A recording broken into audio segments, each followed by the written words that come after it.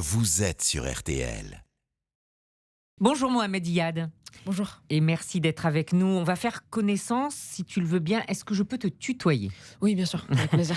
Alors Mohamed Iyad, tu as 15 ans, tu viens de Villefranche-sur-Saône dans le Rhône et le 28 août dernier, tu as remporté le prix du meilleur jeune lecteur de France, catégorie collège, qui était organisée par l'émission de France 5, La Grande Librairie. Mohamed Iyad, tu t'attendais à vivre tout ça? Pas vraiment et même pas du tout. C'était une grande surprise et je suis content d'avoir vécu ça parce que ça a complètement changé ma vie. Et c'est que du bonheur que je vis depuis que j'ai gagné le concours et depuis que j'ai participé au concours. Il m'arrive que des choses géniales. Comment tout a commencé en fait? Alors, tout a commencé cette année, je veux dire à l'année de troisième. J'ai commencé le théâtre. Je venais de découvrir la scène, en fait. Je me suis demandé, qu'est-ce que c'est. Mais il y a quelqu'un qui t'a dit, il y a du théâtre cette année, viens essayer? Exactement. Moi, je savais pas ce que c'était le théâtre exactement. Moi, au départ, je faisais du hip-hop. Je m'étais habitué à la scène, mais c'était autre chose. C'était avec mon corps. Et aussi, j'avais du mal à parler. Comment ça, t'avais du mal à parler? Je bégayais, j'arrivais pas à parler, j'arrivais pas bien à exprimer. Des fois, j'essayais de faire des phrases, mais c'était pas complet. Des fois, j'abandonnais en fait. Et c'était un manque de confiance en soi. Oui, t'étais pas très bon en français? Si, la matière en général, j'étais bon. Mais le fait de parler, de m'exprimer devant quelqu'un, c'était un problème. L'oral te faisait peur? Voilà. J'avais peur de l'oral, mais je participais. Mais en fait, dès que je voyais que j'avais du mal, j'abandonnais. Du coup, les professeurs ils disaient, mais vas-y, continue ta phrase. Mais moi, je baissais la main, quoi. Non, laisse tomber. Et donc, qu'est-ce qui fait que tu arrives dans un cours de théâtre? Comment ça se passe? Alors, moi, j'ai fait du hip-hop. Et ma prof de théâtre, que je connaissais de base, parce que je faisais du latin, et c'était une prof de latin. Voilà.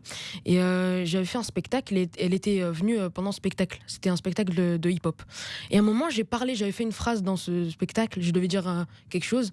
Et là, elle s'est dit, ah, lui, il est pas mal, il devrait faire du théâtre. Du coup, à la fin, elle m'a dit, toi, fais du théâtre l'année prochaine. Et en plus, il y a une classe horaire aménagée qui tombe juste l'année où tu passes en troisième.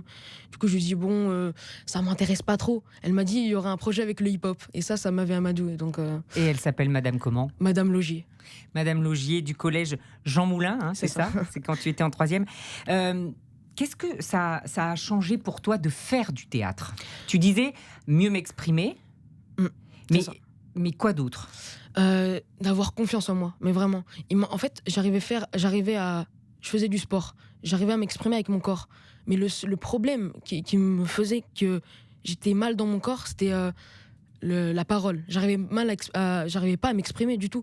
Et le théâtre, ça m'a appris à prendre confiance en moi, à me mettre bien, à respirer surtout, et à bien parler. Et là, c'est incroyable parce que je fais des phrases en continu. Et ça, je savais pas faire avant, vraiment. Et tu sais que c'est la première fois qu'au bac, avec la réforme du bac, il va y avoir un grand oral. Alors toi, là, tu n'es qu'en seconde. Mais qu'est-ce que tu aurais envie de dire aux élèves qui ont peur ou qui ne voient pas d'intérêt à s'exprimer de manière orale? Eh ben, moi aussi, j'étais comme ça il y a 1 an. Et en fait, il faut foncer dans tous les projets que les projets scolaires nous proposent, que les professeurs nous proposent, parce que ça apporte que du plus. Et si j'en suis arrivé là, c'est vraiment grâce aux professeurs et aux projets scolaires. Et vraiment, si j'ai un conseil à dire aux étudiants, aux élèves, c'est de foncer, bien sûr de réfléchir, mais de se dire que c'est pas rien. C'est quelque chose qui peut nous apporter beaucoup dans la vie. Et là, moi, ça m'a apporté que du plus. Et j'espère que ça continuera.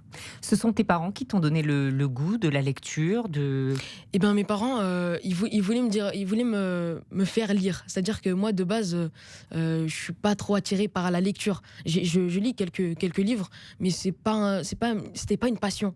Et en fait, dès que j'ai commencé le théâtre, dès que j'ai participé au concours, ça a été une sorte de révélation pour moi. En fait, j'ai découvert que j'ai découvert la lecture d'une différente façon. Avant, je disais que ça va être chiant, c'est long. Mais maintenant, quand je suis dans l'histoire d'une lecture, c'est comme quand je regarde un film ou une série, je suis plongé dans l'histoire. Papa est ici avec nous, hein. On voit bien qu'il veille sur toi. Tes parents, ils font quoi, tes parents, dans la vie? Alors, mon père est chauffeur poids lourd. Il livrait les marchandises à des pharmaciens, par exemple, ou à des marchands. Et ma mère est assistante maternelle.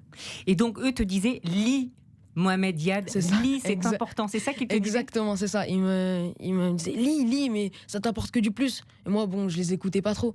Mais là, je vois ce qu'ils veulent dire et ce que ça peut m'apporter. Quand tu t'es retrouvé à Paris à la télé, tu avais le trac. Alors, d'abord, on a fait une répétition le jour d'avant, avant de passer à la télé ou avant l'émission. Et j'avais le trac plus que le jour J, en fait. Je savais pas où j'étais, je voyais les lumières. J'ai vu François Bunel qui passait devant moi. Je dis lui, je l'ai vu à la télé. Mais j'avais la pression et tout. Et j'ai fait ma répétition. J'ai fait quand même 2 erreurs. Et le lendemain, mes professeurs ils m'ont dit bon, pose-toi pas de questions. Si t'es là, c'est la meilleure chance du monde. Et vraiment, c'est vrai. C'est moi qui lisais pas ou qui n'arrivais pas à parler avant, il y a 1 an.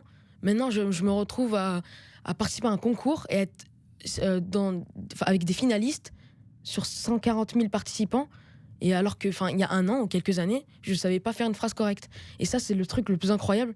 Ils m'ont donné plein d'exos à faire, respirer avant le spectacle, je vais appeler ça comme ça, de respirer, de faire des exos de confiance en soi, en fait. Et de concentration. De concentration, exactement. Ouais. Fermer les yeux, rester dans son coin, respirer, relire quelques phrases pour se remettre le texte en tête. Et ça m'a vraiment aidé. Et je voulais juste dire un truc, c'est que j'ai moins stressé pendant l'émission que sur des spectacles que j'avais fait. C'est incroyable. Tes camarades au collège, pardon, comment ont-ils réagi ? T'es la star du bahut ? Je suis pas la star du bahut, mais j'ai beaucoup d'amis qui me disent « c'est incroyable ce que tu as fait », ils sont vraiment fiers de moi. Et c'est là où je vois que des amis sont vraiment fiers de moi. Ils me regardent avec admiration, mais genre c'est vraiment mes amis. Donc pour moi, ça change rien. Mais eux, ils sont super contents et je suis content qu'ils soient contents de moi. Et pour l'image du collège, c'est bien ? C'est merveilleux et j'espère que ça va changer l'image du collège, parce que notre collège à Villefranche-sur-Saône, c'est pas le meilleur, on va dire, c'est pas le meilleur collège de notre ville en fait.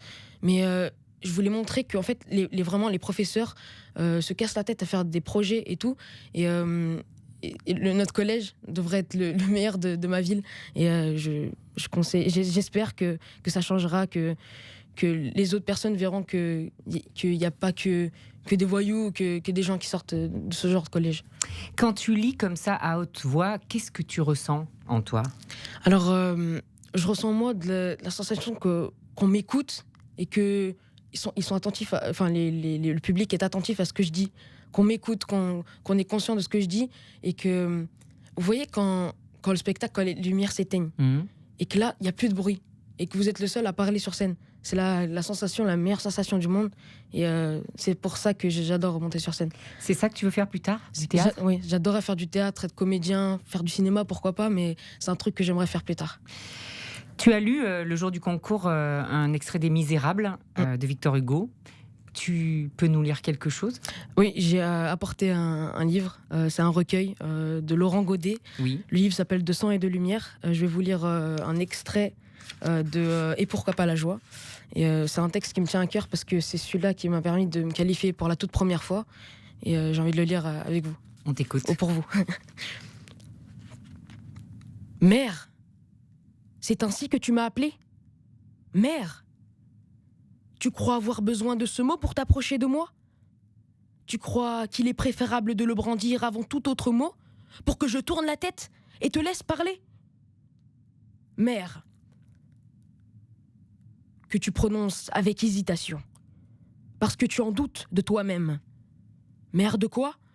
Tu ne sais pas. Mère de si loin, puisque tu me vois pour la première fois. Mère dont le visage ne te rappelle rien, au point même de ne pas savoir si cette expression sur mon visage est un sourire ou une tristesse de l'âme. Au point de ne pas savoir si je vais me mettre à crier ou à te demander ta main pour la serrer. Mère, ce mot, laisse-le derrière toi. Tu n'en as pas besoin.